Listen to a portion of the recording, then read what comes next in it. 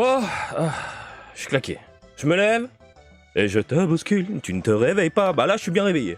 Là, je suis bien réveillé. J'ai les yeux grands ouverts. Je me lève, je me pose. Enfin, je prends ma petite douche. Je me pose. D'ailleurs, je vais m'attacher les cheveux. Et bordel de merde, je lis un petit peu vos commentaires.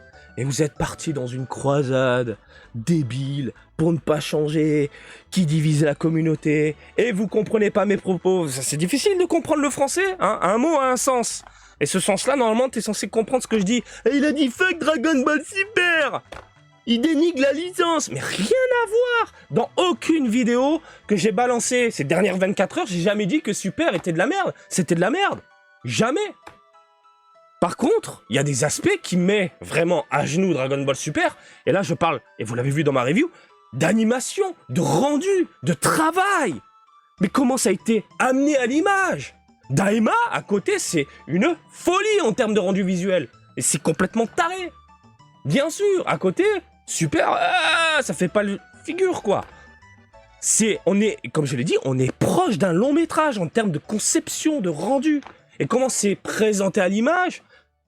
Putain, Toriyama qui apparaît avec son nom, etc. Mais bordel! Et je vous l'ai dit également, même ma femme, sur le coup, elle s'est dit, attends, on va regarder un film. Non, c'est un épisode. C'est un épisode. Donc évidemment. Et dans ma vidéo, où je dis, fuck Dragon Ball Super, ce passage-là, c'est pas juste fuck Dragon Ball Super, c'est fuck par rapport à la timeline. Qu'est-ce que vous n'avez pas compris dans ça? C'est des fous. Pareil, hey Marty, t'exagères un petit peu dans tes propos, t'es en mode en joie, machin, etc. À mon avis, le public japonais, ça, je l'ai vu passer aussi, mais... Attends, t'as pas entendu ma vidéo? Juste 2 minutes, gros plan ma gueule, hein. Cette vidéo, réaction à chaud, bah je te laisse écouter. Je te laisse écouter. Tout le monde applaudit. Ce premier épisode, je vous le dis, vous n'êtes pas prêts. Et ça me surprend. Qu'est-ce que tu viens d'entendre derrière? Qu'est-ce que tu viens d'entendre? Des applaudissements, bordel de merde! Et putain, mais il y avait du monde sur place! Un monde fou! Et à la fin du générique, wouh!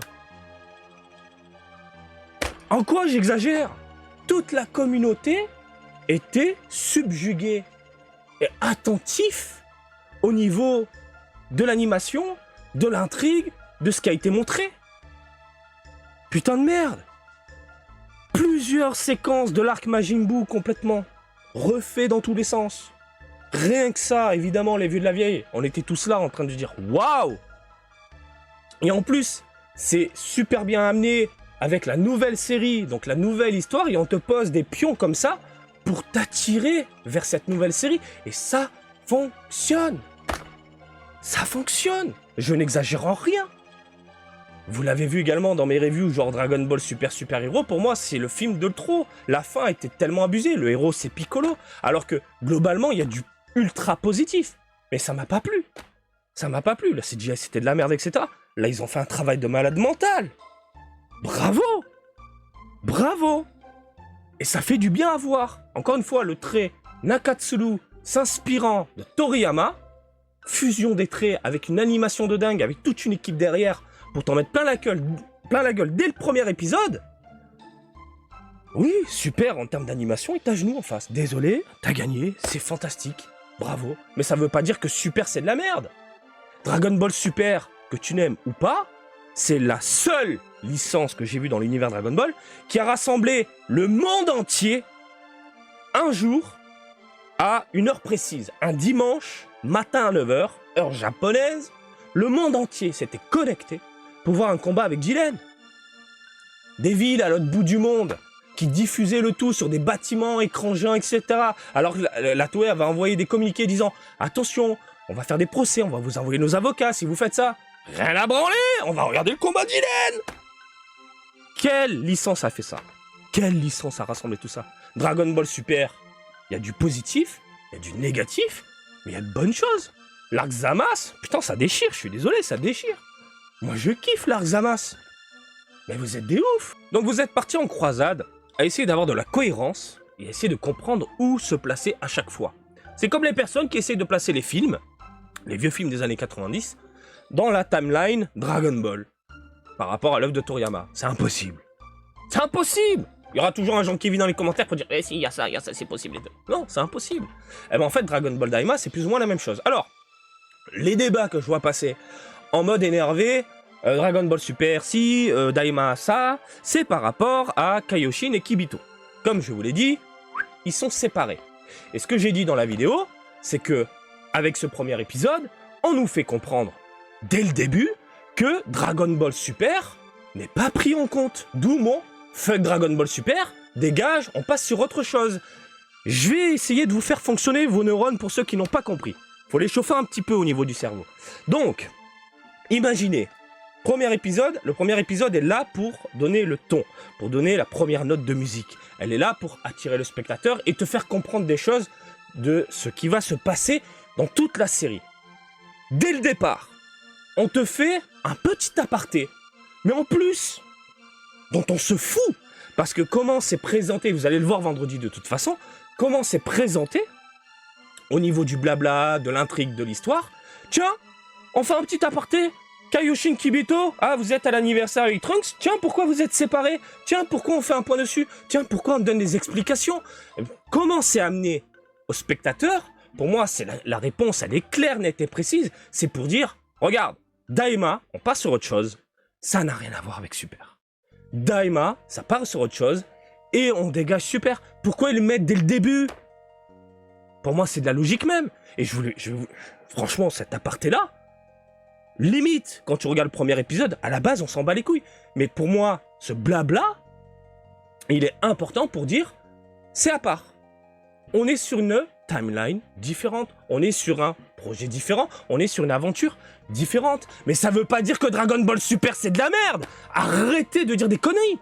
Mais vous êtes des fous. Vous êtes des dingues. C'est tout. Oui, on part sur autre chose. Et je trouve ça plutôt bien d'amener au final ce point important expliquant les choses par rapport à Kibito et Kaioshin. J'ai l'impression qu'ils sont là, c'est pour ça que je regarde là-bas. Hé les gars. J'ai l'impression qu'ils sont là. Amener ce point-là pour faire vraiment la séparation et la distinction entre les deux. Mais est-ce que c'est un point négatif? Non. Dragon Ball, c'est 42 tomes, point. C'est tout. Dragon Ball, Toriyama, c'est 42 tomes, point. Après, ce qu'on a en plus, GT, Super, Daima aujourd'hui, pour moi, c'est du bonus. Mais faut pas se prendre la tête à se cracher sur la gueule pour dire « Ah, lui, il a dit c'était de la merde Super », alors que c'est faux. Il faut juste, encore une fois, regarder ma vidéo, et je parle vraiment de timeline. Donc c'est fuck par rapport à la timeline.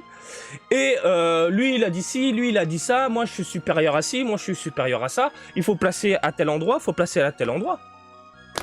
Dragon Ball Super n'est pas effacé. Dragon Ball Super est canon. Que vous le vouliez ou non, c'est canon. Il y a des mangas qui ont été distribués, sortis et qui sont chez vous. Et moi je les achète les mangas Dragon Ball Super. Avant l'énorme pause due au drama Toriyama malheureusement. Mais ils sont à la maison.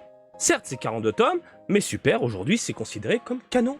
En papier, comme ça, moi, je le lis tranquillement de mon côté. Ça n'efface en rien quelque chose qui est canon. Non, mais vraiment, vous partez dans des débats.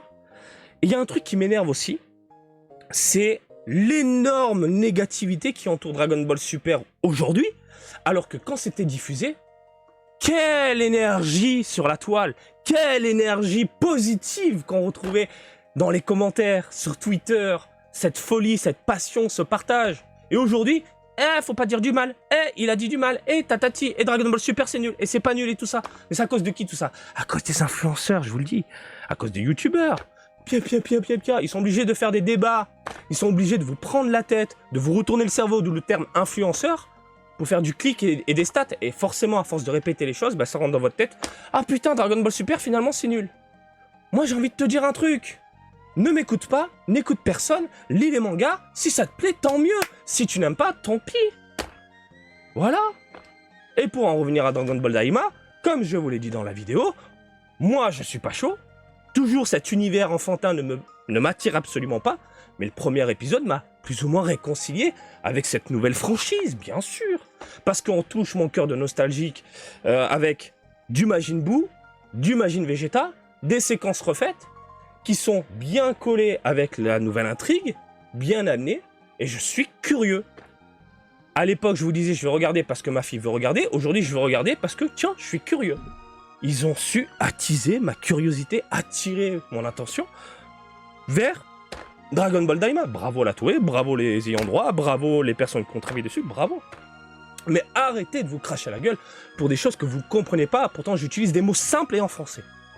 Bref, pour moi, comment ça a été présenté, je récapépète, la diffusion, du coup, Kaioshin, Kibito, comment c'est amené à l'image, c'est pour te faire comprendre, toi spectateur, que Dragon Ball Super, aujourd'hui, n'est pas pris en compte.